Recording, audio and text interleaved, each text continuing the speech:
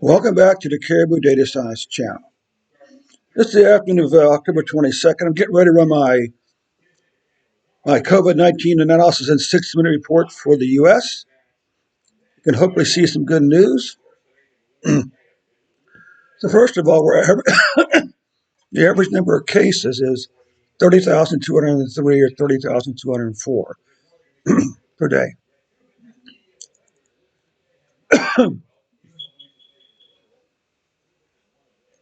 We're currently averaging 934 deaths per day.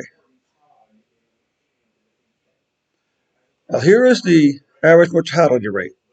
So what is it? What's the actual average mortality rate? Let's just see something here.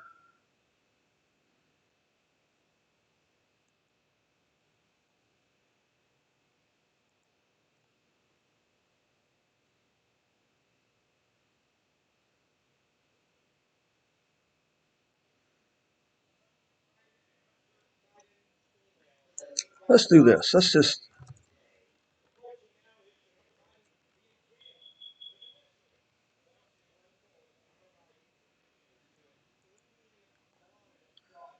let's just rerun this report from the top, shall we?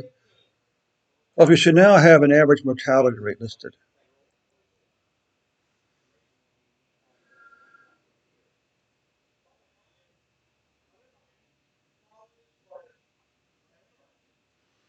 Okay, as we can see,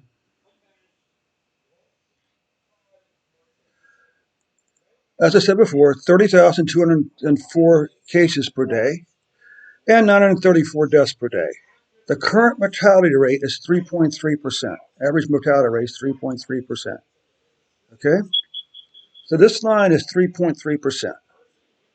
And everything underneath here, all these days underneath here are less than or equal to at 3.3 mortality rates per day. Okay, look at all the days at or below the daily average mortality. It's at 3.3%. There's two reasons for this. Okay, cases are skyrocketing, but deaths are falling like a rock. So the difference between deaths and cases is increasing. Okay, if on the other hand cases decreased, think about this: cases decreased, and we would probably see an increase in mortality rate. Interesting enough. So that's why that's helpful. I'm not sure if it's actually I think all these figures you see are really estimates. Okay, because for instance, we don't know the total number of cases, and we probably don't know the total number of deaths. Okay, so here you go. All the news media is absolutely correct to say that the cases are increasing. They've been increasing since April. Okay, we got here. The average is about you know what 7,000 cases per day here. But I want you to notice this gray line. This gray line is the incubation period that the Washington University Institute for Health Metrics and Evaluation says is a 17 to 21 day incubation period between the time you catch the disease and the time you die. 17 to 21 days. So that's what this number right here represents. So this is the current period when we could expect, when we're seeing deaths coming from right here. So the question you see in a minute, what about over here? All this data is past history. More than a month old over here in this case. More than 2 months. Look, July, this is August or September, 4 weeks, 5 weeks, 6 weeks from here back, right? Where's the deaths from this spike?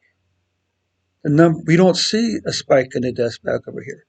Now, maybe that's this little spike right here, except for the dates are stacked on top of each other. Okay, the important thing I want you to see here is they're going to sit there and quote the total number of cases and total number of deaths. Well, guess what?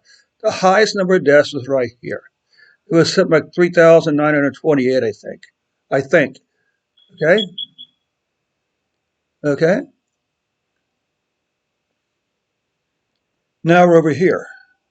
Even if we use a smooth fitted curve here to eliminate the volatility, it's still decreasing. Now, there does appear to be a little tick up here, but that remains to be seen. Okay?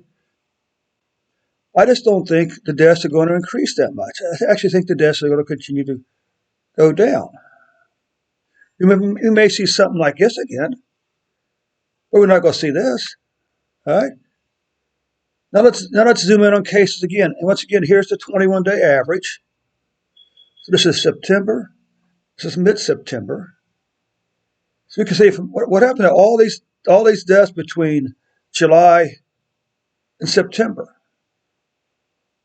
Okay, this is where we are right now. Deaths, you can see deaths. Well, you can see deaths have moved back up here a little bit, but it remains to be seen exactly how far up it does move. Okay, this is not particularly good news. This is cases by week. The red line is the average number of cases by week, and you can see we've spent a lot of time above this average. But the question remains: where are the deaths with this spike here? These cases are deaths for these cases are sometime in the future. Where's the huge massive? There should have been a massive spike in deaths in the U.S. associated with this spike here. But instead, look what happens. This is the average number of cases, deaths per week. Look at all the weeks we've been underneath this average. Let's take a second look here. Look what happened here. Cases have declined the previous 2 months. Deaths declined from September to August to September. Deaths for September is also less than this number here. Okay, so that's good news. Now this report here isn't necessarily particularly useful. I just did it for myself. I'm comparing two different moving averages for deaths. This is the 14-day moving average. Okay, this is a 30-day moving average. Does it actually tell us anything useful as far as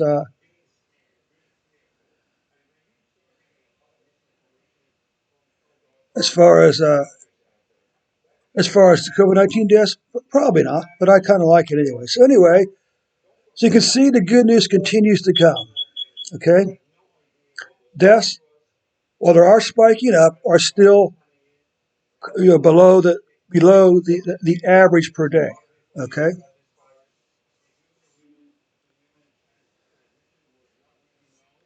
so that takes care of today's report for the U.S.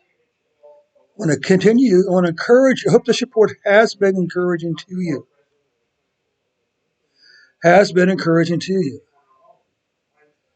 To continue decline in deaths, to continue trending down in deaths, as compared to April 16th, is a huge encouragement to me, and it should be to you also. Because what that tells us, the steps we are taking, wearing masks, social distancing, and sheltering in place when possible, is the reason why the deaths are declining. There's no other explanation for it. Okay? Thanks so much for your time today. We'll catch you on the next report.